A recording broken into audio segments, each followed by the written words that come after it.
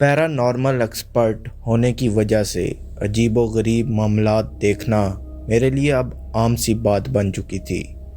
शुरू में ये सब देखना मेरे लिए खासा अजीब था, मगर आज ये सब देखने का बहुत हौसला आ गया और ये हौसला अब मुझे सोने नहीं देता।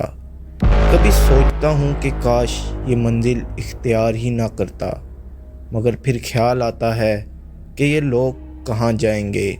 इन लोगों की मदद करना भी पैरानॉर्मल एक्सपर्ट का ही तो काम है। आज एक ऐसी नन्ही बच्ची का वाक़या आपसे शेयर करने जा रहा हूँ जो किसी आसेबी जाल में फंस चुकी थी और मुझे उसकी मदद करने के लिए बुलाया गया था। मैं जब उस घर में गया तो वो बच्ची अपने पास पड़ी हर चीज़ को उठा उठा कर फेंक रही थी। आज उसमें ताकत किसी हाथी से कम नहीं थी। जब मैंने उसकी आंखों में देखा तो उसकी आंखों से खून निकल रहा था और वो बहुत ज़्यादा खूनख्वार लग रही थी। तुम सब दफा हो जाओ, मैं इस बच्ची की जान ले लूंगा। दफा हो जाओ तुम सब, और कोई मेरे पास ना आए, वरना तुम सबको भी मार दूंगा। बहुत भारी आवाज़ में वो बच्ची ये सब कह रही थी। मैंने अपने सर पर पहना हुआ हैट उतार दिया और सीधा जाकर पास पड़ी कुर्सी पर बैठ गया। अच्छा, एक काम करते हैं, तुम इस बच्ची को छोड़ दो और जो बदले में चाहिए वो ले लो। ये सुनते ही वो चुप हो गई और कमरे में सन्नाटा सा छा गया। फिर वो हंसने लग गई और मतवातर हंसती रही और वो बहुत भयानक लग रही थी। मुझे तेरा खून पीना है और तेरा खून बहुत मीठा होगा। आजा मेरे पास आजा। वो मर्दाना भारी आवाज़ में बोलती जा रही थी। मेरा खून मीठा कहाँ है? कोई मच्छर भी मेरा खून चूस ले तो उसकी मौत हो जाती है। मैं बहुत कड़वा इंसान हूँ। मैं उससे बातें करने में लगा हुआ था और साथ ही साथ में कुछ पढ़ाई भी कर रहा था, क्योंकि मुझे कुछ वक्त चाहिए था। मैं कोशिश कर रहा था कि इस साए को कब्ज़े में ले सकूं और इस नन्ही सी जान की तकलीफ़ दूर कर दूं। वो मुझे प्यासी चुड़ैल की तरह देख रही थी। मैंने इशारा किया कि इस बच्ची के जिस्म को पकड़ लेना, क्योंकि मैं एक तरकीब पहले ही बना चुका था। मैंने बातों बातों में अपनी जेब से एक लॉकेट निकाला और बहुत आराम से मौका देखते ही वो लॉकेट बच्ची के माथे पर रख दिया। लॉकेट रखते ही उस बच्ची ने चीखना चिल्लाना शुरू कर दिया और मैंने अपनी गिरफ्त को मज़ीद मजबूत किया। अभी चंद लम्हे ही गुजरे होंगे, बच्ची की आवाज़ बदल गई। अब ये किसी औरत की आवाज़ थी। छोड़ दो मेरे फ्रेडी को, छोड़ दो, इसकी जान मत लो, खुदा के लिए इसे छोड़ दो। ये कहते ही बच्ची रोने लगी और फिर दोबारा आवाज़ बदली और वही मर्द आ गया जिसकी पहले से बात की थी। अब ये आंख मचोली होने लगी।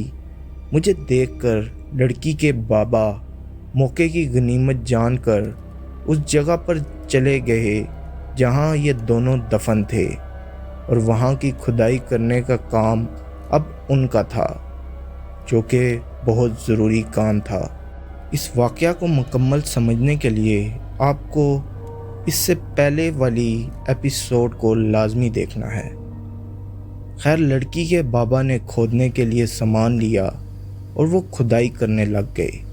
जब पहली ज़र भी लगी तो वो बच्ची ज़ोर ज़ोर से रोने लगी और उसने फ़ौरन मेरी तरफ आने की कोशिश की, तो सब ने उसे सख्ती से थाम लिया कि ये मेरे पास आकर मुझे कोई नुकसान ना पहुंचा दे। मैं यहाँ बच्ची को काबू कर रहा था और वो सब खुदाई में मसरूफ़ थे। और फिर खुदाई के बाद जो मंज़र उन्होंने देखा तो मैं हैरान रह गया। अंदर 3 लाशें मौजूद थी और बदबू बहुत ज़्यादा आ रही थी और कुछ जानवर मरे हुए थे। मरे हुए सांप थे اور بہت ہی تعفن تھا، اور چربیاں تھی، غلاظت تھی، یہ سب دیکھا نہیں جا رہا تھا۔ مگر آج اس بچی کو سکون دلانا تھا۔ بچی کے بابا نے وہاں سے مٹی لے لی اور ایک باکس میں ڈال دی اور فوراً سے میرے پاس آ گئے۔ انہوں نے سر سے اشارہ کر دیا کہ کام ہو گیا۔ میں جو کافی وقت سے لاکٹ اور پڑھتا رہا، بس پھر کچھ لمحوں میں اس نے میرے ہاتھ پر اپنے دانت چبا لیے اور بہت زور سے کاٹا۔ میں نے بھی اشارہ کیا کہ مٹی مل گئی ہے، تو دونوں نے سر ہلایا کہ مٹی ان کے پاس ہے۔ میں نے پڑھائی کرنا شروع کر دی اور مسلسل پڑھنے لگا تو وہ بچی بے ہوش ہو گئی اور اس کی بہن نے اسے پیار سے اٹھایا اور اسے لٹا دیا۔ میرے کہنے کے مطابق اس کو رسیوں سے باندھ دیا گیا۔ مجھے وہ مٹی دے دو، میں اب ان دونوں شیطانی جال کو قید کرنا چاہتا ہوں۔ میں نے ان سے مٹی لے لی اور میں نکل گیا۔ میں نے اس مٹی میں عطر شامل کر کے اسے ایک مخصوص قبرستان میں ایک خاص جگہ دفنا دیا، اور قید کرنے والی خاص پڑھائی بھی کرتے کرتے مجھ پر ایک خاص خوف طاری ہو گیا۔ اب میری آنکھوں کے سامنے ایک بھیانک چڑیل نما عورت اور ایک مرد تھا۔ اس کے علاوہ کئی مردے تھے اور بھیانک آوازیں آ رہی تھی۔ ایک آدمی تھا جس کا گلا کٹا ہوا تھا اور یہ دونوں چیخ رہے تھے، مگر میں نے اپنی پڑھائی مکمل کرنی تھی اور میں پڑھتا ہی رہا۔ انہوں نے مجھے پکڑنا چاہا، مگر میرا حصار تھا، وہ پاس بھی نہیں آ سکتے تھے۔ وہ پاس آتے پھر دور چلے جاتے۔ ان دونوں کی شکلیں بہت بھیانک ہو چکی تھی اور بہت ڈراؤنی شکلیں سامنے آ رہی تھی۔ میں نے اپنی پڑھائی مکمل کرنے پر توجہ دی اور ایک بھیانک چیخ کے بعد آوازیں آنا بند ہو گئی۔ ایک دم سناٹا ہو گیا۔ میں سمجھ گیا کہ اب مصیبت ٹل گئی ہے۔ میں نے آگے بڑھنا چاہا تو میری دونوں ٹانگوں کو جیسے کسی نے پکڑ لیا ہو اور زور زور سے کھینچنا شروع کر دیا۔ میں قبر میں بھی دھنسنے کے بہت زیادہ قریب تھا، مگر میں نے ہمت نہ ہاری۔ میں ڈٹا رہا اور مقابلہ کرتا رہا۔ میرا جسم بھی جیسے سن ہونے لگا تھا۔ میرا دماغ اب نہیں چل رہا تھا۔ خیر، یہ دھینگا مشتی کچھ وقت تک چلتی رہی۔ میری پڑھائی مکمل ہوئی تو سب کچھ رک گیا، جیسے کچھ ہوا ہی نہیں۔